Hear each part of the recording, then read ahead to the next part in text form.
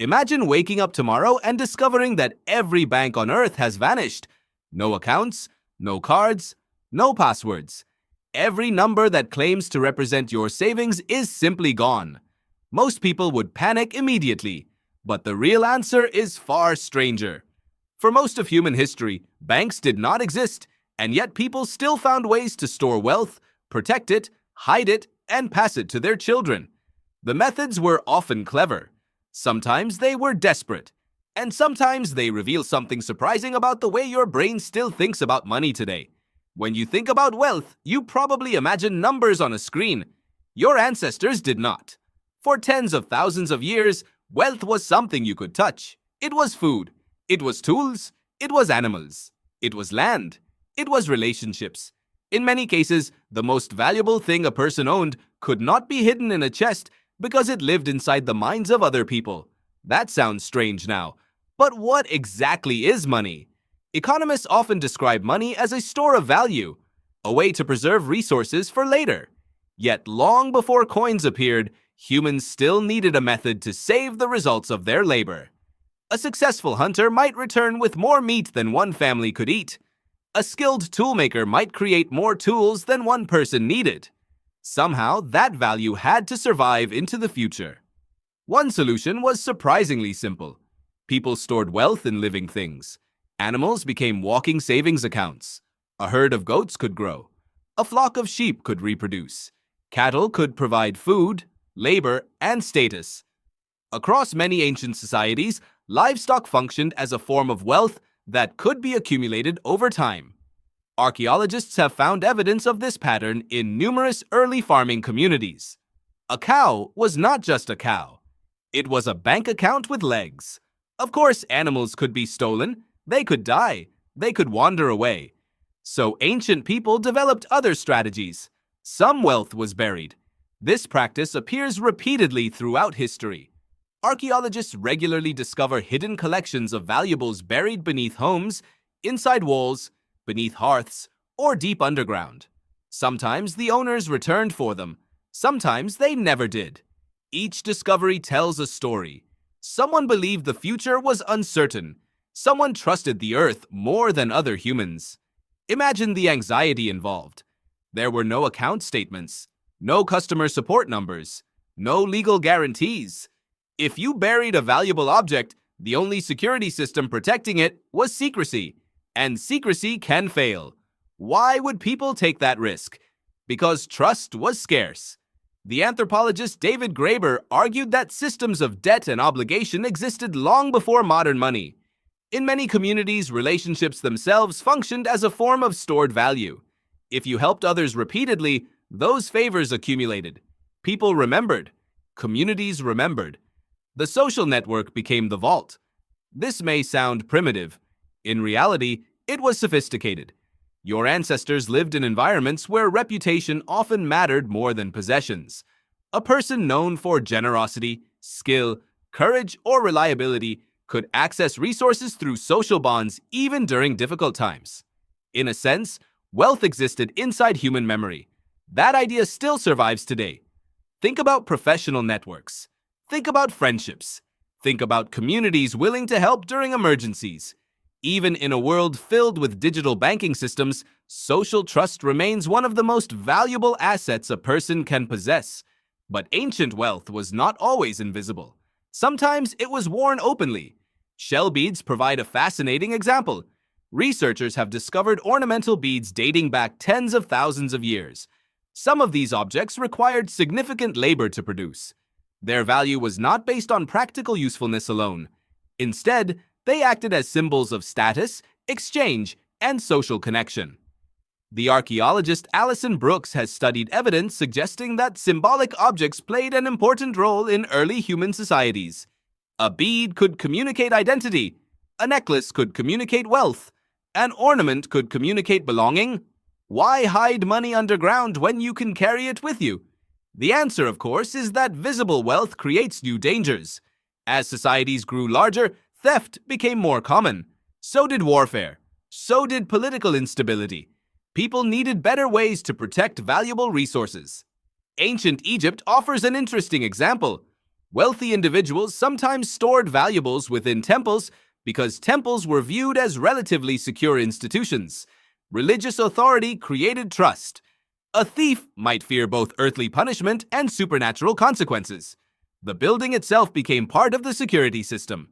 This pattern appeared elsewhere as well. Long before modern banks emerged, temples, palaces, and administrative centers often served as storage locations for valuable goods. In some regions, these institutions gradually evolved into systems that resemble banking. The transition did not happen overnight. It unfolded across centuries. One of the most important developments was writing.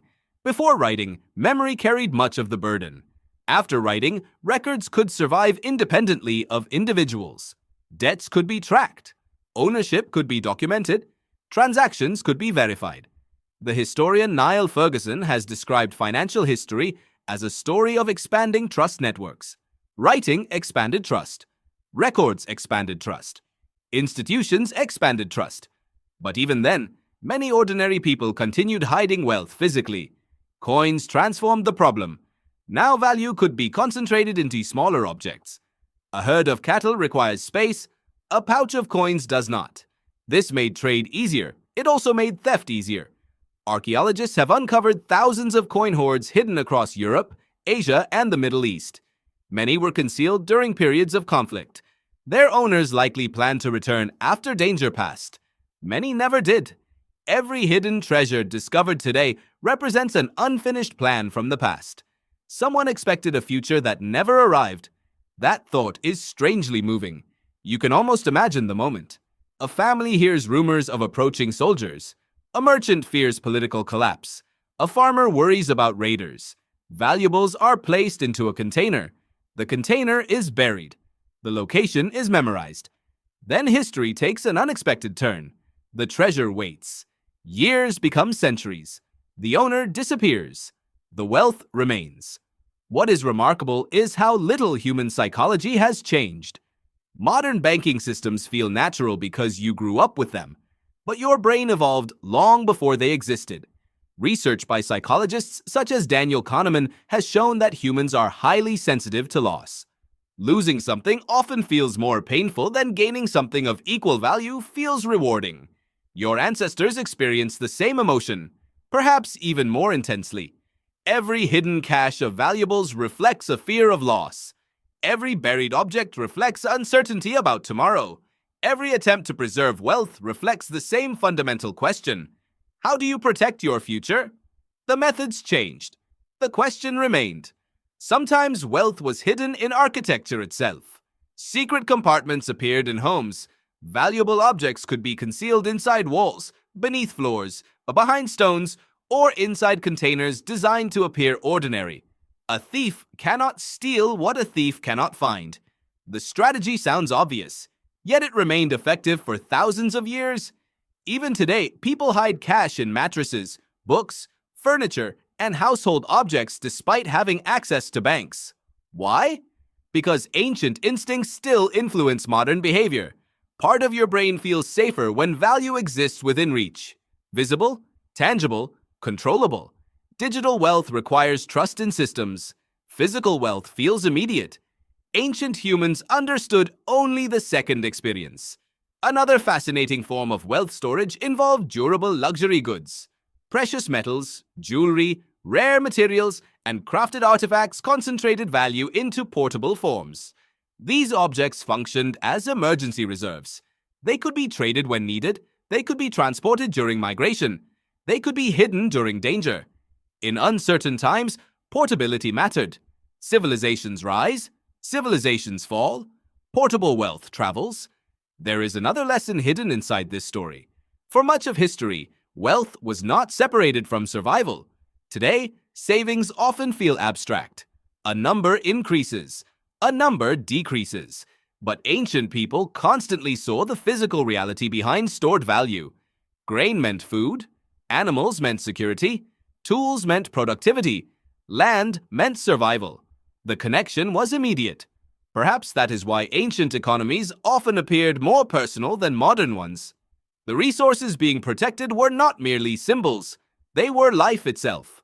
Anthropologists studying traditional societies frequently observe that sharing and cooperation coexist alongside wealth accumulation. Individuals seek security, but communities also create systems that distribute risk. If one family experiences hardship, others may help.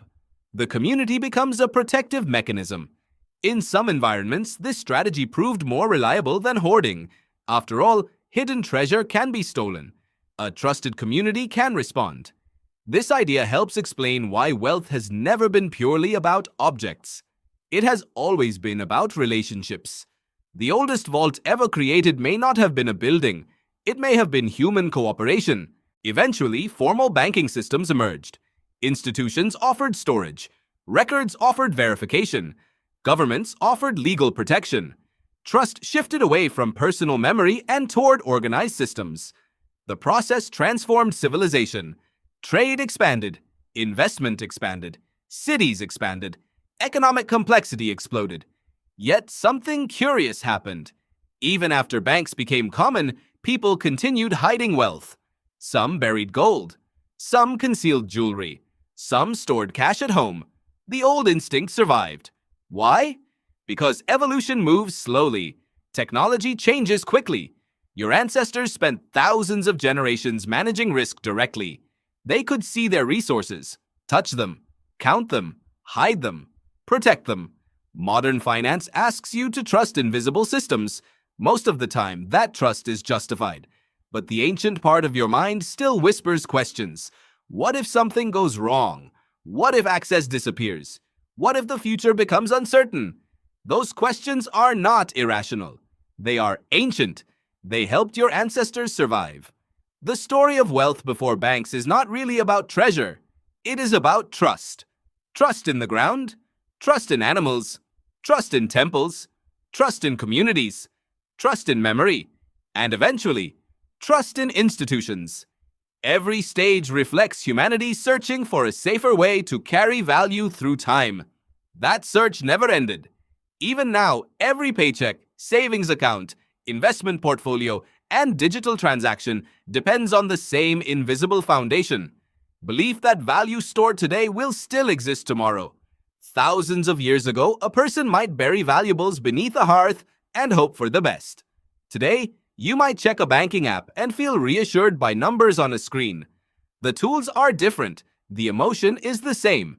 And if every bank on earth vanished tomorrow, the first feeling you experienced would be remarkably familiar to the people who buried their treasures long ago.